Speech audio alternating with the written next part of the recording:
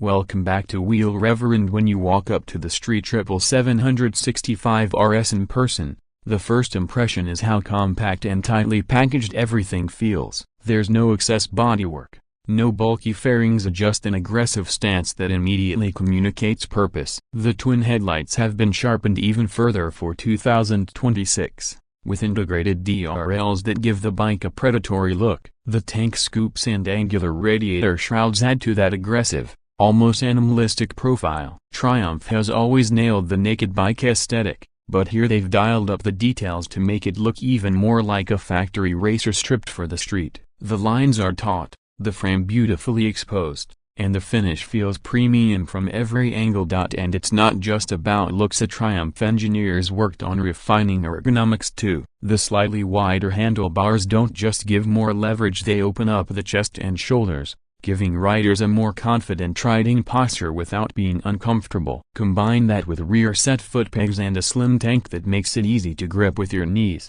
and you've got ergonomics that strike the right balance between sporty and usable. You can commute on this machine, carve up mountain switchbacks, and still feel ready to take it to a track day on a weekend. Electronics also play a massive role in elevating this RS model. The ride-by-wire throttle connects you to multiple rider modes: rain, road, sport, track, and rider configurable. Each one tweaks throttle response, traction control, and ABS intervention. The IMA system means traction control and ABS are lean sensitive, so the bike knows when you're cranked over and adjusts accordingly. It's the kind of safety net you don't always think about when riding, but it quietly works in the background, allowing you to push harder with confidence. And if you want full control, Triumph lets you customize your rider mode so you can tune exactly how much intervention you want or don't want. The TFT display, while compact, is designed to give maximum clarity. The menus are intuitive,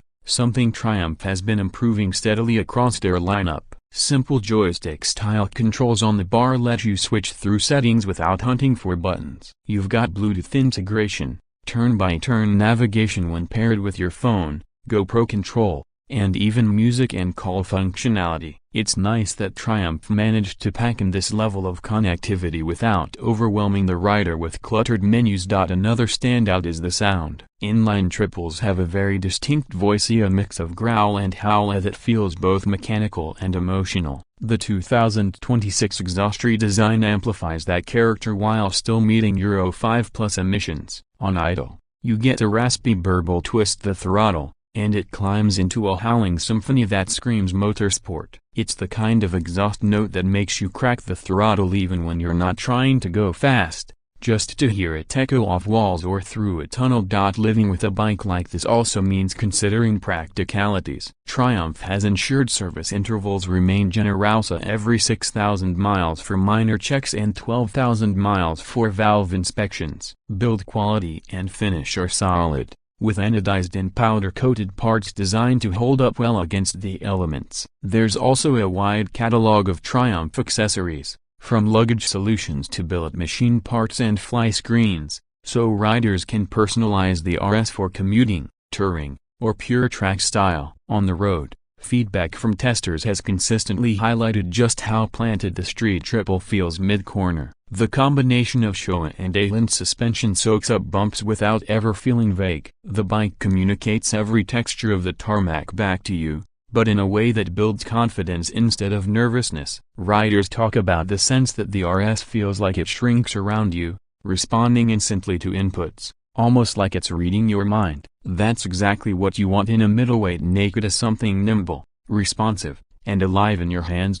Price positioning is also clever. At just under $13,000 in the US market, the RS competes head-to-head with bikes like the Yamaha MT-09 SP, Ducati Monster SP, and KTM 890 Duke. Each of those has its strengths, but Triumph's unique edge is the triple-cylinder engine and the blend of refinement with race pedigree. Where the KTM is raw and the Ducati leans heavily into brand image, the Triumph balances performance with real-world usability. It's aggressive, but it doesn't punish you for riding it to work or using it for daily transport. That dual character is what makes the Street Triple RS so appealing. It's thrilling when you want it to be, and composed when you just need to get somewhere. It's also worth mentioning weight distribution. Triumph has managed to keep this bike incredibly balanced, so low speed maneuvering, like filtering through traffic or making tight U-turns, feels natural. For newer riders moving up to a middleweight,